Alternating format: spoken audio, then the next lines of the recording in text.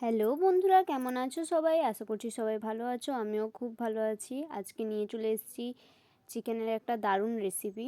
তার জন্য লাগছে পেঁয়াজ কুচি, আদা বাটা, রসুন বাটা, অল্প পেঁয়াজ বাটা, টমেটো কুচি, কয়েকটা কাঁচা লঙ্কা আর আলুকে আমি ভালো করে কেটে ধুয়ে লবণ মাখিয়ে রেখে দেবো।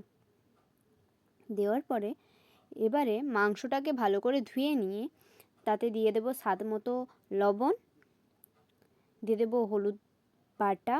তোমরা এখানে চাইলে হলুদ গুঁড়ো ব্যবহার করতে পারো।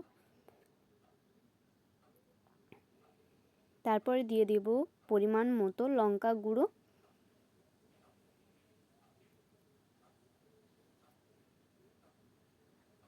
তোমরা ঝালটা কম বেশি করে নিও। আমি এখানে 3 চামচ দিয়েছি। দেওয়ার পরে আমি দিয়ে দিচ্ছি আদা, পেঁয়াজ কুচি, লেবুর রস এবং ওপর থেকে তেল ছড়িয়ে ভালো করে আমরা ম্যারিনেট করে রেখে দেব 20 মিনিটের জন্য। রেখে দেওয়ার পরে তারপরে আমরা আলুগুলো ভালো করে ভেজে নেব। দেখতেই পাচ্ছ আমি আলুগুলো খুব ভালো করে ভেজে নিয়েছি। আবার কড়াইতে তেল দিয়ে এবার দিয়ে দেব পেঁয়াজ কুচিগুলো। দেওয়ার পরে এবারে অল্প পরিমাণে লবণ দিয়ে দেবো এতে, যাতে তাড়াতাড়ি ভাজা হয়ে যায়। ব্রাউন করে ভেজে নিতে হবে। আমি ওই বেটে রাখা পেঁয়াজটাও ওর সাথে দিয়ে দিয়েছি। দেওয়ার পরে ওটা যখন ব্রাউন করে ভাজা হয়ে যাবে, দিয়ে দিতে হবে রসুন বাটা।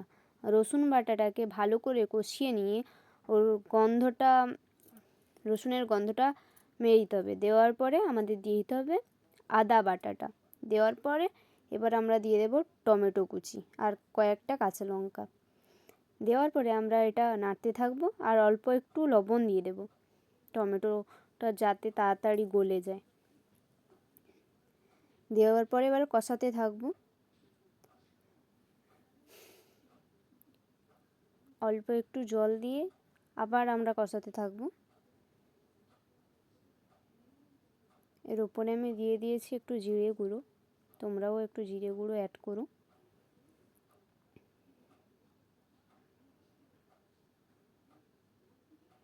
আমার প্রায় কষানো হয়ে এসছে। টমেটোটাও নরম হয়ে গেছে। এইবার আমাদের মাংসটা তুলে দিতে হবে।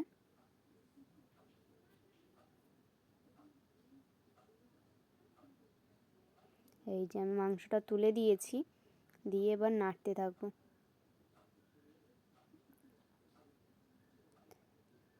ভালো করে কষাতে হবে।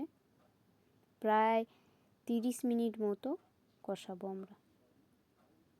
কষাতে কষাতেই মাংসটা অর্ধেক হয়ে যাবে। কষানো হয়ে গেলে তারপরে আমাদের দিয়ে দিতে হবে পরিমাণ মতো জল।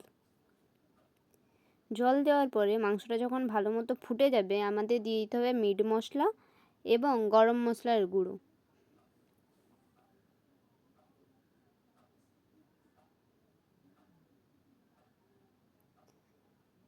দেখো বন্ধুরা কি সুন্দর হয়েছে। ভিডিওটা এই পর্যন্ত। ভালো লাগলে লাইক, শেয়ার, কমেন্ট করতে ভুলো না।